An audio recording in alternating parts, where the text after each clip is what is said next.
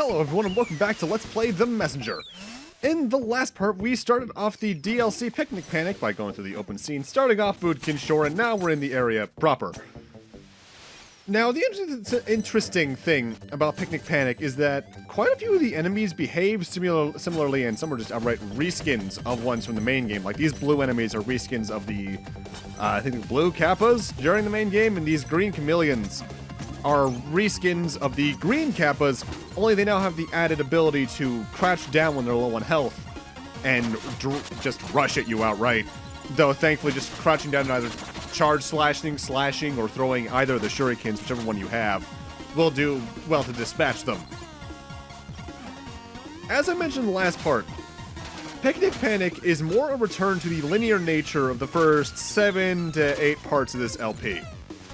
And because of that, even though the map is there, it's more or less to help you find the mask pieces that are littered throughout each of the levels here. For future speaking sake, there are 5 per area in Picnic Panic. So we're looking for technically 10 total. Picnic Panic isn't exactly a large DLC, but it definitely has some meat on its bones for what it is. Though, we're still not sure if we're going to get more DLC beyond this. I'll go more into detail about this later. But technically speaking, Picnic Panic was supposed to be the first in a trilogy of DLCs known as Barma'Thazel's Revenge. This would have been Act 1 all the way into Act 3 that would have revealed more about the lore and plot. And the brass tacks of it is, we're still not sure if we're going to get numbers 2 and 3. At least at the time of recording. For all I know, we could get a trailer talking about the second one. If not, the second one outright by the time this gets released. By my estimations, towards June or July, maybe? Sounds about right.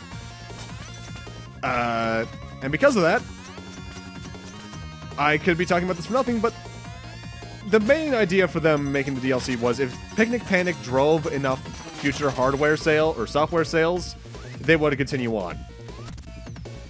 Now, the caveat to that is, I can't tell if them working on the new game is confirmation they're not working on new DLC, since they're already a relative low. Sabotage Studios is a very small team. I think in terms of main employees, they only have about 15. They might have some friends that help them out in other studios, don't get me wrong, but in terms of them themselves, I think they're only about 15 to 20. So, they could be working on the DLC on the sidelines, or they're just done with the Messenger period because Picnic Panic didn't cause the main game to do as well as they'd like. Also, that jump cut between me entering this area and not totally wasn't me missing this mask piece room and then having to backtrack for it, even though I couldn't backtrack for it. The thing is, if you miss something in Picnic Panic is, once you're done with it, or even if you're not done with it yet, you can investigate the scrying orb in the shop on Voodkin Island to return to the main game, and if you try to load back into Picnic Panic from there, you're basically given a stage select of the areas of the game, of the DLC, and where you'd like to start. Like, I could start from Open Sea, I could start from the start of Voodkin Shores, you could start from the start of the next area, and then the final area, so to speak. I think there might also be a thing for the DLC's final boss, but don't quote me on that one.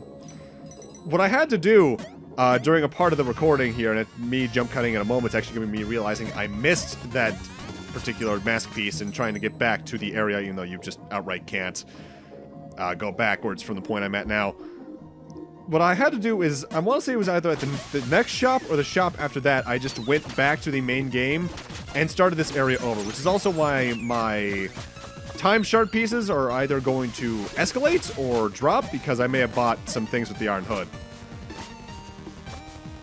And this is what I meant when I got the Windmill Shuriken of, you could potentially neuter some puzzles with the Windmill Shuriken. I could have just completely skipped that entire puzzle by attacking the switch I needed to attack with the Windmill Shuriken. Also, you might see these weird little tiki mask wearing guys all over the place. Those are the Voodkin that the area is named after. You can attack them, but I don't think you get any time shards or anything. They're just the island's denizens. Citizens. I think both of those fit. And if you're attacking, you're just being a dick. I mean, come on. Don't do that. They're the natives.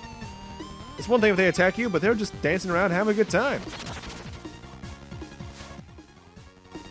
I do think that overall Picnic Panic hides its power seals almost better, or not power seals, it's mask pieces almost better than the main game does in terms of hiding the power seals. But thankfully, because we have the map from the start, and you'll likely have almost every upgrade in the game already at this point, you can identify where they are on the map, no problem. These Voodkin, on the other hand, the blue ones you need to attack. They're constantly stacked up, and we need to attack a couple just to get the clearance to move on. Notable though, as you may be able to tell, the more you take off a stack, the faster that stack moves.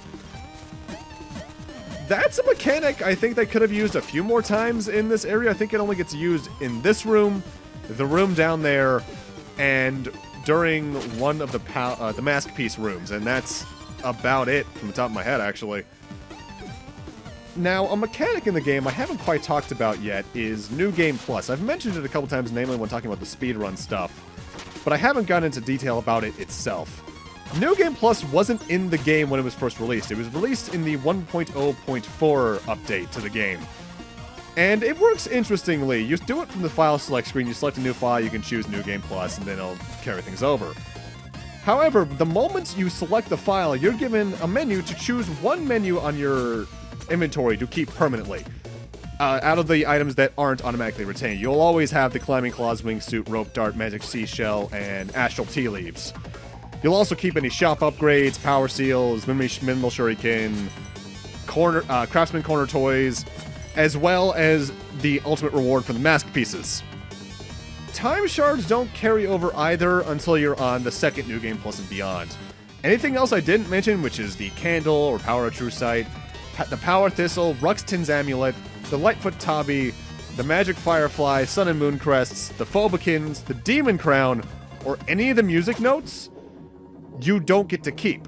You only get to select one per playthrough, or per New Game Plus, rather, to add to your inventory from the start to reduce backtracking. So essentially, the more New Game Pluses you get into, the smoother and more streamlined the game becomes. Though I should note, you don't get access to the music notes as items put into your inventory until New Game Plus 9 through 14.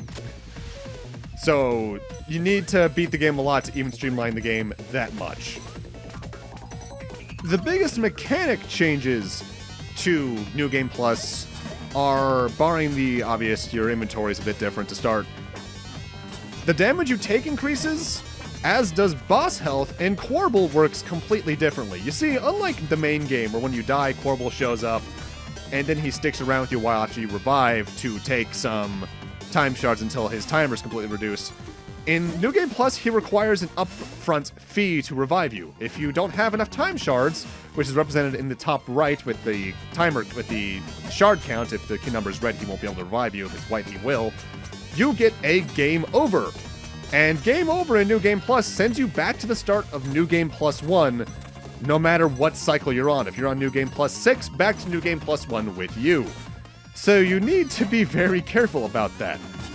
And the further in you get into the New Game Plus cycles, the more he requires, too. As for the brass tacks of that, the best way to look at it, there's a calculator on the Messenger's wiki. For the first New Game Plus, he takes 50 to revive you. As well, boss hit points are increased by 5, and you take 2 damage from everything to start. Whereas, say, on New Game Plus 5, it costs 1,000 to be revived. You take 6 damage base from everything, and bosses have 17 extra hit points. New Game Plus is interesting, but it can get really hard by the end of it all. Supposedly, the developer's highest they ever got in New Game Plus was the final boss of New Game Plus 7, which for example's sake means that they got to the point where damage was plus 7 from everything, boss hit points were increased by 23, and revival cost 1,400. It is ridiculous how fast that can escalate. But it's an interesting challenge. There's also one other mechanic I'm not mentioning, which ties into an achievement, actually. But I'll talk more about that when it becomes relevant, as that's not going to be relevant until towards the end of this very DLC. Though, I should know it, and this is just me reading off the Messenger wiki at this point. There are certain things that do not scale, depending on New Game Plus. The Emerald Golem's Core, which I forget if that's the second phase or the phase where you need to take out the green thing in the center, that thing's health doesn't change. The wisp form doesn't change. Okay, so yeah, those two parts of them are golden don't change. And the Clockwork Concierge's heart always has the same amount of HP. And there apparently was a strange glitch where the sonar beam from the Butterfly Matriarch fight dealt damage on New Game Plus because damage was increased by 1. But that was fixed because it's not supposed to do damage, that's just supposed to be a controller inversion. I can recommend a New Game Plus run of this game at least once, just because it's interesting to see how much the early stages change once you have the ability to just go all over the place with your new setup. As well, it makes for interesting streamlining, like, okay, I can get this item to reduce me backtracking to Area D, like, 3 times. Or I can just go to Area C and completely skip that. I have to wonder, though, if there's specific leaderboards for future New Game Pluses beyond, like, the standard one or +1. Because I think if I recall looking at the... What the hell? Okay, that's different. What was I saying? Oh, right, New Game Plus. I have to wonder if speedrunners have, like, separate leaderboards for the separate New Game Pluses. I think the standard from what I was looking at when I was looking at the rules for the New Game Plus runs for all the categories, when I was talking about that whole topic, like, was that 2 or 3 parts ago now, was that they standardly do it on New Game Plus 1 or the original New Game Plus. And I have to wonder what the standard route is from there, like what item they choose for their to make things go faster. I imagine there's probably 2 or 3 separate metas that are all like, we can get this item to skip area A, this one to skip area B, or this one to skip area C, or backtrack A for B or C for that matter. And whether or not which one's the fastest is up for debate until they find a particular glitch that'll allow things to go even smoother, because that's how it tends to go in speedrunning. At least with games with that many options and choices. Metroids is more or less my point here. Or RPGs, for that matter.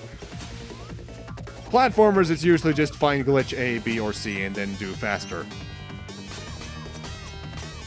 Or in the case of Kirby runs, just learn to mix wheel, forehead. How to tell I've spent too much time... Oh my god, I'm sorry. Jesus Christ, I am so sorry. You don't deserve this fate, but I'm still doing it for some reason. As I was saying, I've seen way too many Kirby runs and hung out with way too many Kirby runners. It's the best. And this is the final mask piece for Voodkin Shore.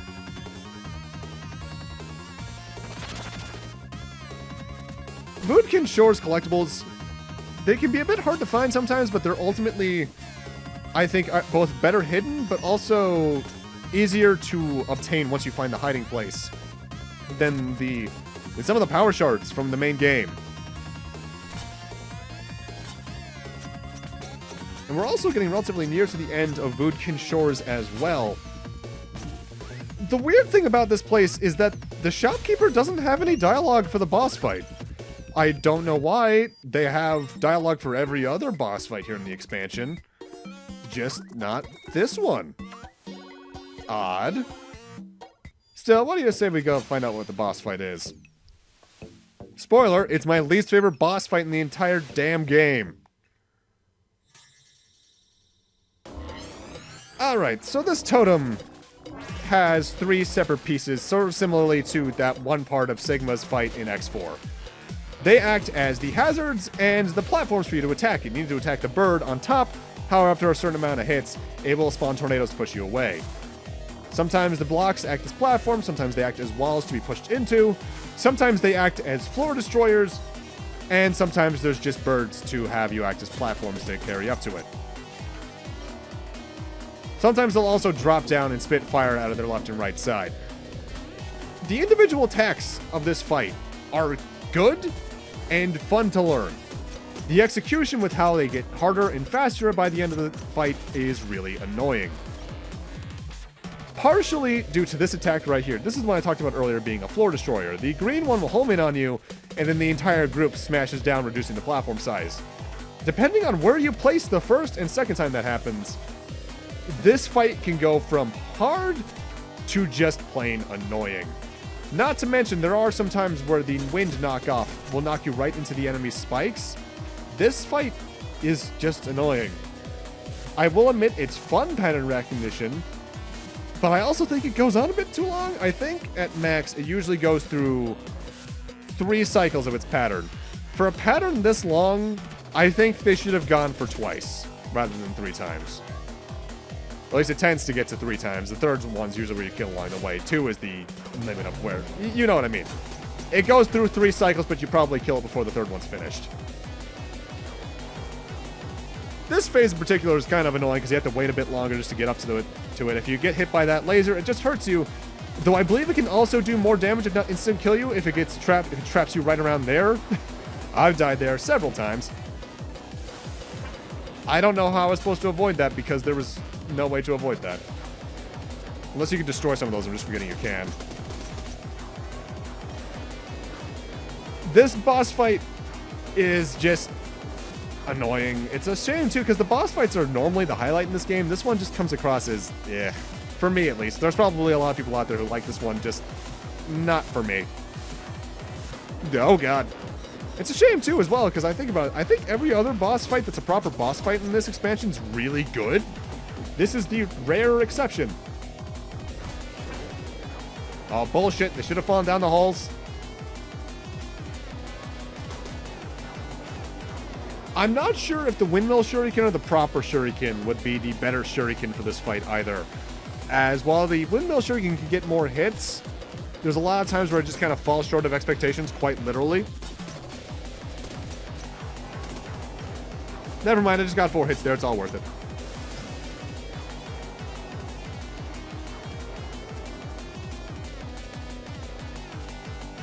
And there we go.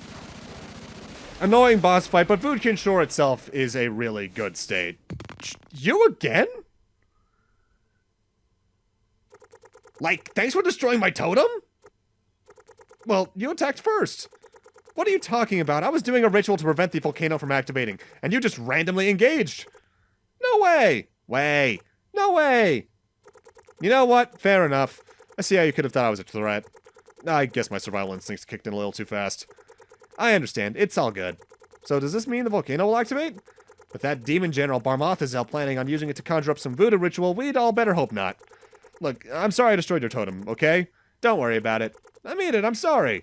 It's alright, honest mistake. So, how do I get out of here?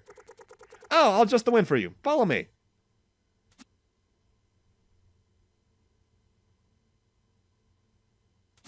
This all seems very familiar.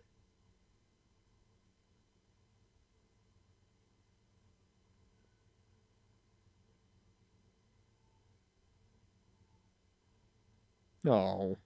So why repeat that joke, of all jokes? Was that such a popular one in the original game that it needed repeating like that? I mean, I like it. But that's one of those jokes that works the first time because you know exactly what's going to happen the second time. You know what I mean? Like, if the reaction was different, that would have been funny. But, yeah, that's like the one joke in this game that never landed for me. On the second run-through, at least. Alright, welcome to Fire Mountain, though. This is the Syrian Crags, that's the name of the stage. But we're not going to be going through it this part mostly because we got shopkeeper dialogue. Huzzah! I've missed this. So about the current area. Fire Mountain, huh? Time for a sunset hike. Fire Mountain? Why isn't it just called the volcano? I'm not sure. Apparently some kid named this one. Look, as long as you take the climb, you can call it whatever you want. Fair enough. Any stories to share? Of course, here's one for you. There once was a couple of farmers who inherited a very peculiar patch of land. Indeed, once every harvest season it would grow a gigantic crystal pumpkin. After a few years of living a very wealthy life by dominating the crystal market with fruit, the farmers were taken over by greed. Surmising that the pumpkin patch had to be laying over a crystal mine of some sort, they dug up all the plants and shoveled dirt while fantasizing about what they would do with all their riches. Unfortunately, as it quickly dawned on them, there was no rare mineral cache to be found. The one thing they did find, however, was that in destroying their pumpkin patch, they had forfeited all future chances of getting their yearly giant crystal fruit yield. They lived unhappily ever after, wishing they had taken good care of their plants instead of letting their greed ruin everything. The moral of this story is that one should be grateful for what they have and be mindful not to lose it all by always wanting more. The end. Isn't that just the same as the goose that laid golden eggs? Yes. Well, minus the whole poultry murder bit. There are two things you can take away from this. First, that by pointing this out, you just gutted a perfectly enjoyable story of its ability to enchant you. You ripped its core open and broke it, rendering it worthless exactly the way a greedy crystal pumpkin farmer would. And second, I bet you thought pumpkins were vegetables. Ha! Screw off. Wait, with that, I'm going to need to end this off here. Thank you guys for watching, and in part 20, we're going to check out Fire Mountain. See you guys then.